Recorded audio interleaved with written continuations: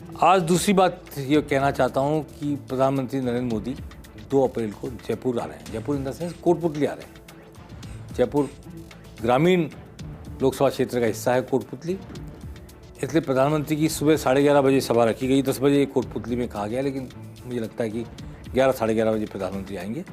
10 बजे सभा रखी गई नरेंद्र मोदी की, और ये सभा ऐसी जगह रखी गई कोटपुतली में जहाँ अलवर और जयपुर ग्रामीण सीट गलबैयाँ कर रही हैं।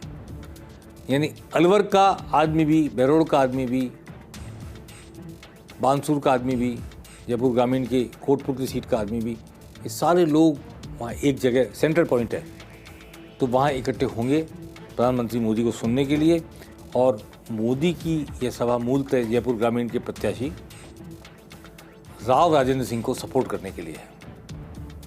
तो मेरा मानना है कि भूपेंद्र यादव भी इसमें मौजूद रहेंगे और काफ़ी संख्या में अलवर के मतदाता भी इस सभा में शामिल होंगे, ऐसी मुझे उम्मीद लगती है। तो इससे गर्मी आ जाएगी चुनाव अभियान में। चुनाव प्रचार जो भी बहुत ठंडा चल रहा है, 2 अप्रैल से उठ जाएगा राजस्थान में। उन सीटों पर तो कम से कम उठ जाएगा जिन सीटों पर पहले चरण में मतदान है। और कांग्रेस 6 अप्रैल को जयपुर के विद्यानगर स्टेडियम में सभा कर रही है।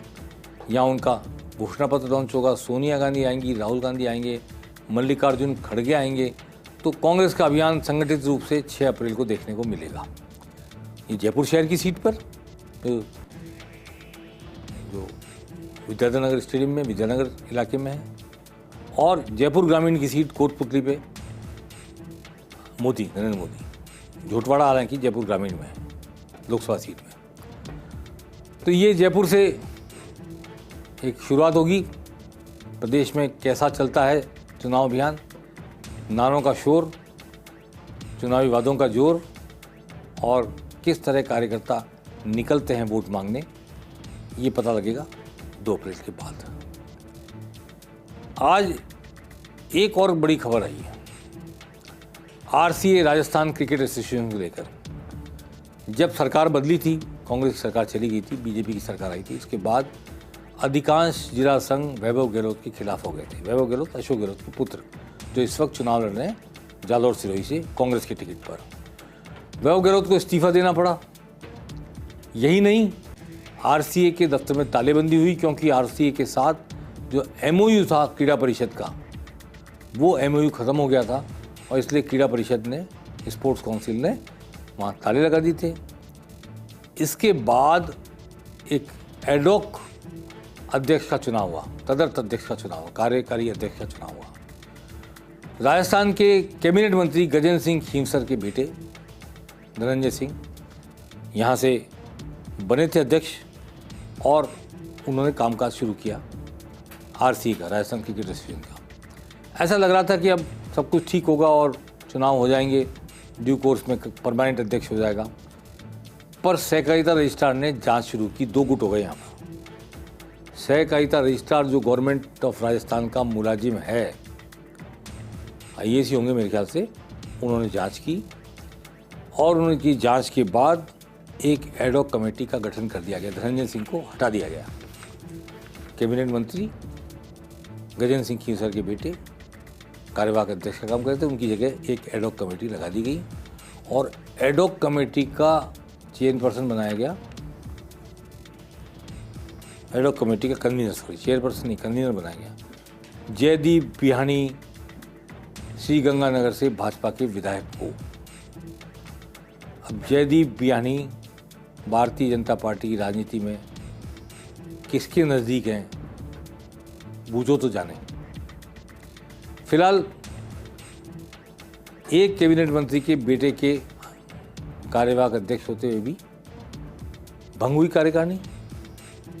अब जिला कार्यकारिणी भी हो सकती है भंग होने लगे, वहाँ भी नए चुनाव होने लगे, क्योंकि वो सब कांग्रेस के ज़माने की देन है। तो वहाँ से बीजेपी के पक्षधर और पर्टिकुलर अध्यक्ष के दावेदार होने के वाले लोगों के कि लॉबिंग वाले लोग चुनाव लड़के वोटिंग राइट लेकर आए, इसका प्रयास होगा नीचे से ऊपर तक। तो एडॉक कमेटी में हालांकि धनंजय सिंह को भी शामिल किया गया,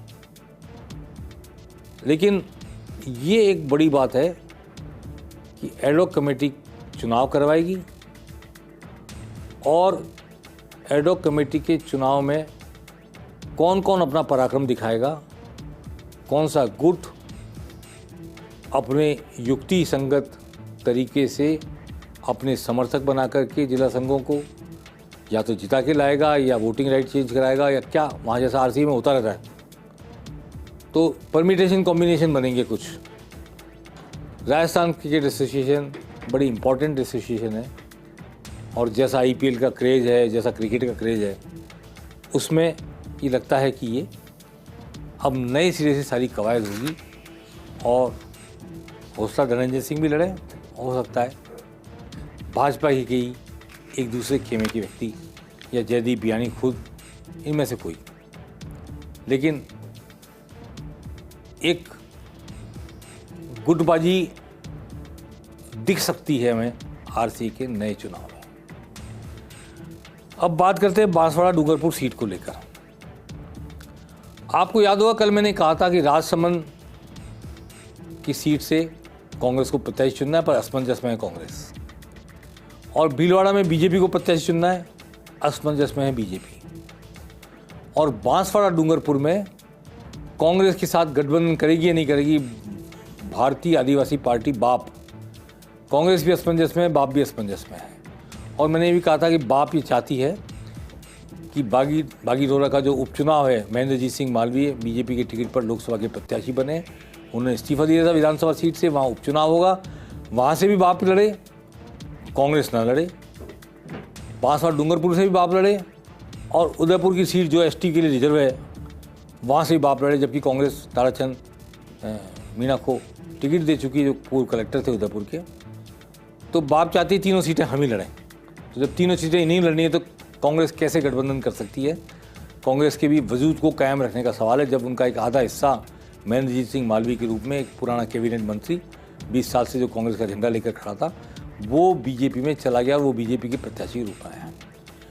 आज बीजेपी ने पहल करके सुभाष तंबोलिया जो प्रधान रहे हैं, उनको बागीदोरा उपचुनाव के लिए, विधानसभा उपचुनाव के लिए अपना प्रत्याशी घोषित कर दिया। कांग्रेस को प्रत्याशी घोषित करना है, बाप ने घोषित कर दिया पहले से। बाप तीनों सीटों पर चुनाव लड़ने पर आमदा है और बाप तीनों सीटों पर चुनाव लड़ेगी ही।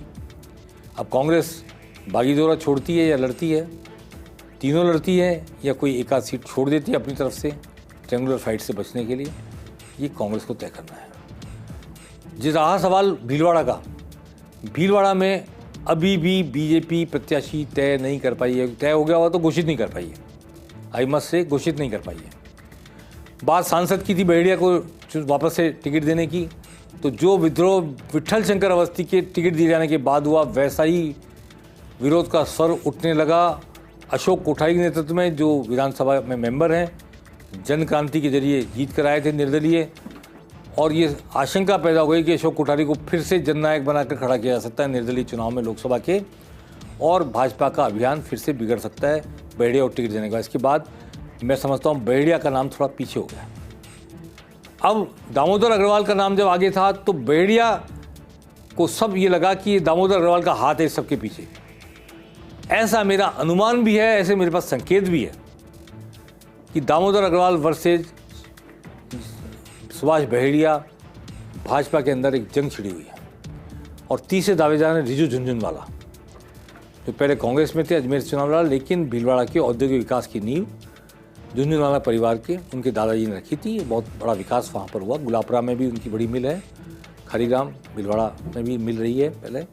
तो रिजू झुनझुनवाला तीसरे प्रत्याशी है। अब क्या कश्मकश है कि इन तीनों में से कोई एक प्रत्याशी का नाम तय नहीं हो पा रहा है। संघ एक तरफ है, भाजपा की लोकल यूनिट एक तरफ है, या मतलब प्रदेश की इकाई एक तरफ है, आला कमान कन्विंस नहीं हो पा रही है किसी बात से। अभी तक ये असमंजस की स्थिति भीलवाड़ा को लेकर बनी हुई है। दूसरी असमंजस की स्थिति भीलवाड़ा में कल ये बन गई थी कि सीपी जोशी भीलवाड़ा से सांसद रहे हैं, विधानसभा के अध्यक्ष रहे हैं, डॉक्टर सीपी जोशी नाथद्वारा चुनाव हार गए विधानसभा का, लेकिन उन्हें भीलवाड़ा से लोकसभा का चुनाव लड़ाने की बात कल सिरे चढ़ रही थी, क्योंकि ये बात जोर से हल्ला हुआ कांग्रेस ने एक भी ब्राह्मण को टिकट नहीं दिया। हालांकि बीजेपी ने एक जैन को टिकट नहीं दिया है, पर ब्राह्मण की बात जब आई थी तो काफ़ी बड़ा शोर मच रहा था।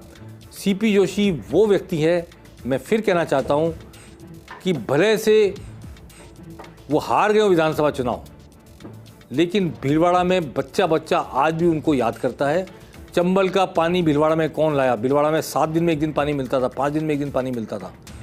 चंबल के पानी को लाकर किसने भीलवाड़ा के कंठ की प्यास बुझाई? डॉक्टर सीपी जोशी का नाम बीजेपी और कांग्रेस दोनों तरफ के लोग लेते हैं।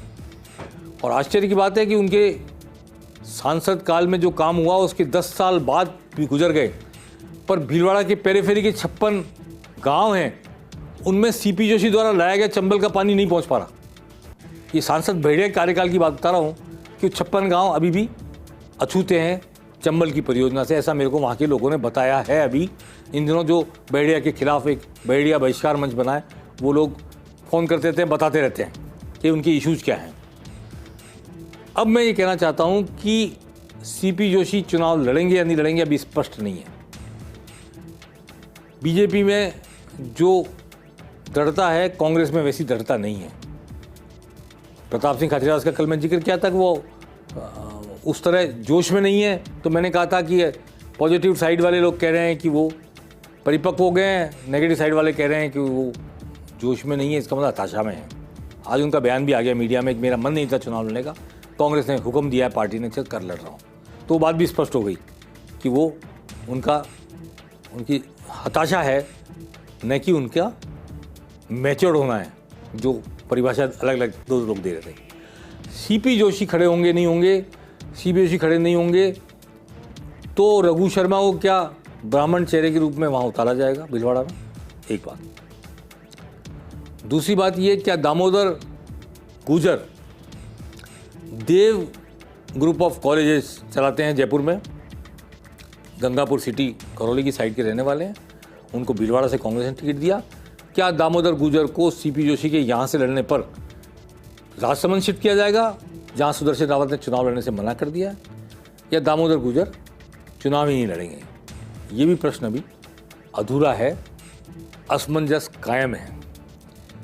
तो मैं आज ये आपको डेफिनेटली नहीं कह सकता कि सीपी जोशी चुनाव लड़ ही रहे हैं, पर मोर और लेस ऐसी हवा है। दिल्ली में एक प्रवक्ता है आलोक शर्मा कांग्रेस के, वो भी कोशिश कर रहे हैं कि भीलवाड़ा आ जाए चुनाव लड़ने। अब उनका कोई लेना देना है कि नहीं भीलवाड़ा से मुझे नहीं पता, मैं संपर्क में नहीं हूँ, पर सीपी जोशी का मामला क्लियर होने पर पता लगेगा दामोदर गुजर राजसमंद शिफ्ट होंगे या चुनाव नहीं लड़ेंगे या भीलवाड़ा से ही लड़ेंगे। अभी इसकी प्रतीक्षा है। और भीलवाड़ा में बीजेपी का प्रत्याशी हो सकता है, सीपी जोशी आ रहे हैं या नहीं आ रहे हैं, इसकी प्रतीक्षा में बीजेपी बैठी हो।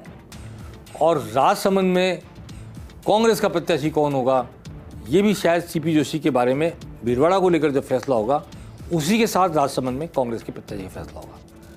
तो स्टिल कल जो बात मैंने कही थी, कल जो परिस्थिति थी, आज भी वो कायम है। वही बांसवाड़ा डूंगरपुर को लेकर असमंजस कांग्रेस और बाप के गठबंधन को लेकर, वही भीलवाड़ा के टिकट को लेकर असमंजस भाजपा के अंदर, वही राजसमंद को लेकर असमंजस कांग्रेस के भीतर, और भीलवाड़ा में बीजेपी का टिकट आने को लेकर जो असमंजस है, उसी के पैरेलल एक असमंजस भीलवाड़ा में भी खड़ी हो गई सीपी जोशी के चुनाव लड़ने की संभावना सामने आने के बाद। तो देखते हैं आने वाले दिनों में क्या आकार लेते हैं। मुझे लगता है कि इतवार से पहले तो ये सब कुछ तय हो जाना चाहिए। भीलवाड़ा में बीजेपी का टिकट, राजसमंद में कांग्रेस का टिकट, सीपी जोशी का लड़ना ना लड़ना भीलवाड़ा से, और बांसवाड़ा डूंगरपुर में गठबंधन होगा या नहीं होगा। एक बात मैं और कहना चाहता हूँ, जो आमतौर पर लोग मिलते हैं वो पूछते हैं 25 में से 25 की हैट्रिक लगेगी नहीं लगेगी। कोई नहीं जानता आज, कोई नहीं कह सकता आज। भाजपा के लोगों से पूछो तो लगेगी। और अगर आप ये कहने लग जाओ कि नहीं इसमें 2 सीटें फंसी है, 4 सीटें फंसी है, तो लोग आपको देशद्रोही की कैटेगरी में डालने लग जाते हैं। क्षमा करें भाजपा के लोग, मैं ये नहीं कह रहा कि 25 में 25 नहीं आ रही है, मैं ये भी नहीं कह रहा 25 में 25 आ रही, लेकिन कुछ सीटों पर मुकाबला होगा। इसमें बाड़मेर जैसलमेर सीट भी शामिल है जहाँ ट्रेंगुलर फाइट हो रही है। और अगर ट्रेंगुलर फाइट हुई, रविंद्र सिंह भाटी निर्दलीय एमएलए चुनाव लड़े निर्दलीय के रूप में, तो भाजपा को मुश्किलात पेश आ सकती हैं। दौसा में भी भाजपा को मुश्किलात पेश आ सकती हैं अगर किरोड़ीलाल मीणा के समर्थक निष्क्रिय रहे या मुरारलाल मीणा के साथ लगे। ऐसी मुसीबत बीजेपी के लिए कुछ हद तक हमें चूरू में देखने को मिल रही है। तो ये कुछ धीरे धीरे डेवलपमेंट होगा। फिलहाल 2 अप्रैल को प्रधानमंत्री नरेंद्र मोदी की सभा की प्रतीक्षा करते हैं कि उस सभा में कैसी भीड़ जुटती है, कैसा उत्साह देखने को मिलता है और कैसे बीजेपी का चुनाव कैंपेन लॉन्च होता है। आइए इसी की प्रतीक्षा करते हैं। फिर चलेंगे 6 अप्रैल की ओर। नमस्कार।